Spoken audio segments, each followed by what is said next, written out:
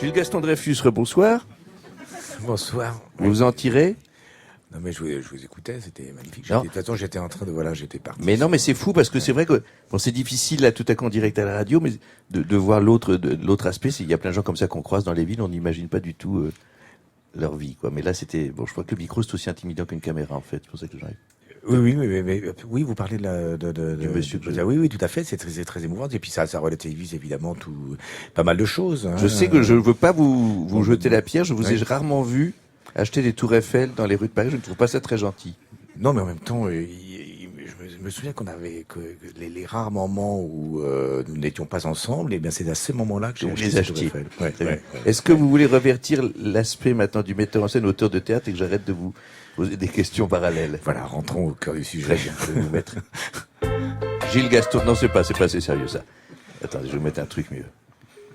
Connaître un homme depuis 20 ans et le redécouvrir grâce à une pièce de théâtre. Gilles Gaston Dreyfus, on a fait beaucoup de choses ensemble. On avait Canal+, on faisait des sketchs, vous faisiez Maître Morissard dans le centre de visionnage. Vous jouiez déjà beaucoup au théâtre, au cinéma, on s'est beaucoup amusé. Puis là, vous avez commencé une carrière d'auteur dramatique, n'ayons pas peur du mot. C'est un joli mot. C'est votre 3e pièce? Oui. Vous m'en voulez pas que vous voyez? C'est pour enlever tout entre soi. Oui, mais en fait c'est mieux. Ça fait une petite distance qui est plus, qui est moins, qui est plus, on peut mieux. On peut dire mieux communiquer. On peut dire des choses pires. Voilà. C'est beaucoup mieux dans un couple de dire ça fait 30 ans que vous me faites chier que de dire ça en tutoyant. Exactement, c'est pas du tout parce qu'en tutoyant ça induit une claque après. Enfin même en voyant. Gilles, vous êtes accompagné de votre comédienne principale qui est inouïe dans la pièce, qui est Dominique Raymond. Bonsoir Dominique. Bonsoir. Et le 3e acteur, Stéphane Roger. Alors vous êtes trois sur scène, c'est au Théâtre du Rond-Point. Oui. J'espère que ça va quand même se balader un peu cette pièce. Oui, on espère. Bon, on appelle le directeur du théâtre, Jean-Michel Ribes, vous faites tourner cette pièce que les gens sont enchantés en sortant. Voilà, mais Jean-Michel Ribes va organiser la tournée du Rond-Point, c'est officiel et je l'annonce publiquement. Écoutez, sur une chaîne nationale. Vous êtes sûr? Ouais, vous m'offrez ça à moi? Ah, mais je vous l'offre. Vous m'offrez ce scoop à moi? Ben oui, voilà, c'est un scoop. Jean-Michel Ribes organise. Je vais le refiler à Léa Salamé la tout de suite. tournée nationale de Veillée de famille. Alors, Veillée de famille, ce sont 2 frères et une sœur, on peut raconter. Oui. Ils sont dans une cuisine, ils sont sans doute dans une grande maison. Il y a il y a un appareil, comment ça s'appelle? Babyphone. Un babyphone. C'est vous, Jean Croc, qui avez conçu cet appareil? Oui, mon camarade Jean Croc. En partie, oui. Qu'on appelle aussi Balaham, c'est votre surnom. C'est vrai. Et tout à coup, il y a un babyphone posé sur la table. On entend tout à coup la mère de ces 2 garçons et cette fille qui est une très vieille dame et qui est en train de petit à petit mourir dans sa chambre. On suppose. Donc c'est un personnage qui est absent mais qui est très présent. Il y a juste ce son, cette respiration de plus en plus difficile. Ça crée une tension dramatique. Et vous êtes là et tout à coup, comme 2 frères et une sœur qui on ne sait pas que c'est toujours compliqué. On s'aime pas, on se jalouse, on a envie de se retrouver. Et c'est toute cette soirée-là qui est stupéfiante.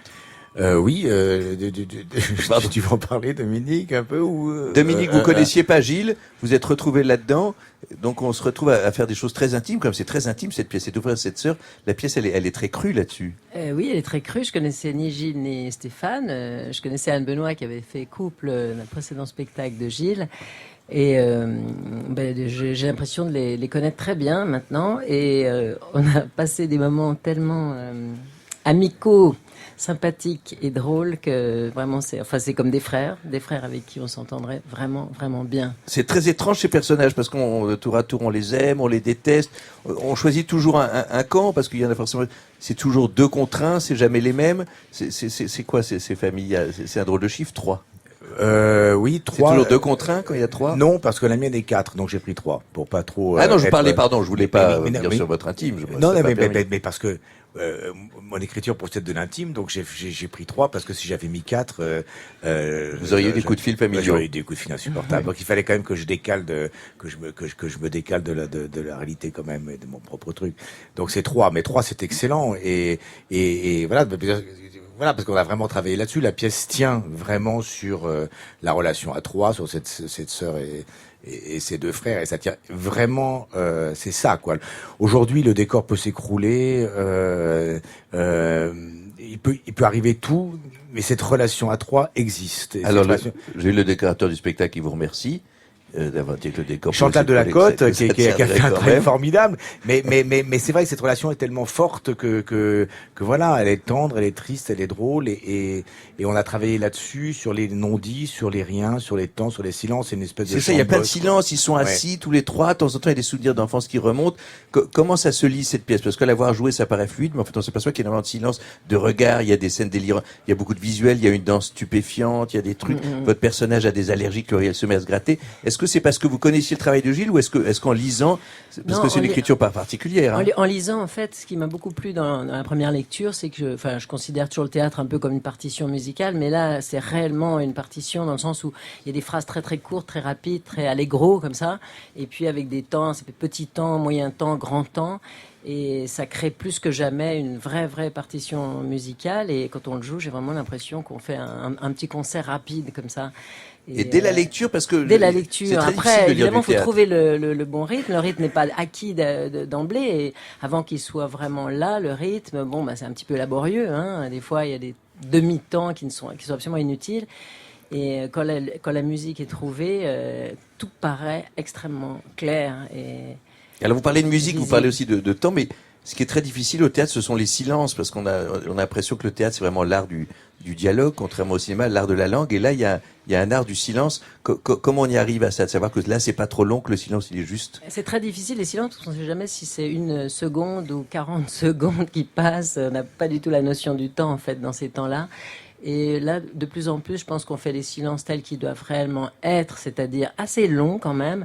Mais au début, on pouvait pas, parce qu'on a toujours l'impression que l'autre avait un trou monumental. Oui, il y a des regards, les trois, il y a une tension entre les trois personnages qui s'aiment et se détestent à la fois, et chacun regarde et dans ses pensées, c'est stupéfiant. Est-ce que le public, ça aide à trouver la longueur du temps juste? Non.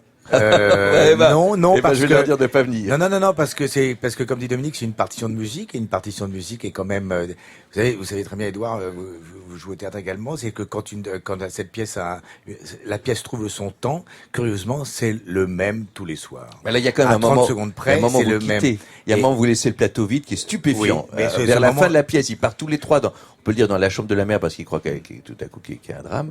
Et là, vous nous laissez avec rien, mais on est tellement chargé de vous qu'on croit vraiment qu'on est dans cette cuisine. C'est très très étonnant, ça. Mais c'est un temps qui a été chronométré. Il a été décidé à temps Avec de huissier de secondes, justice. avec huissier de Gilles, justice. est-ce que vous me prenez pour un con? Mais c'est non, vrai, mais il a non, bien c'est fallu. vrai. Non, mais c'est Mais oui. stupéfiant. Parce Il qu'il y a a un été moment, décidé parce que c'est à c'est la le même limite du temps moment tous les où soirs. on revient au théâtre et on Ouais. oublie qu'on est dans cette pièce-là. Ouais. J'adore ça au théâtre. Tout à coup, on commence à faire croire, c'est une cuisine. C'est pas un décor réaliste, hein. Il y a juste trois portes et deux. Petit à petit, on est avec vous. On est vraiment dans la cuisine de cette maison. Et puis vous nous laissez seuls dans ce décor. C'est très très étonnant, ça. Oui, mais ça fait partie de la partition. Il y a un extrait, parce que il y a des scènes formidables. À un moment, il y a des bols qui arrivent.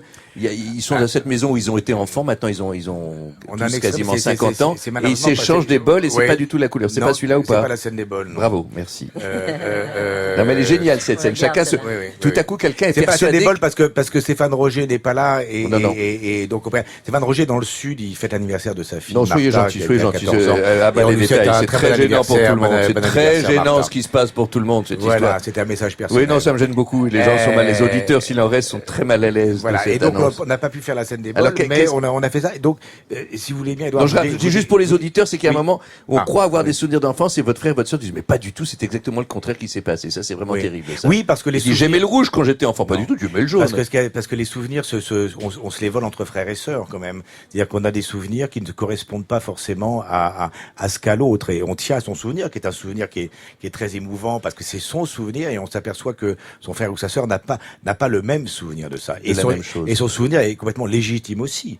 Et donc on se fait voler son souvenir, et cette scène de bol raconte ça aussi.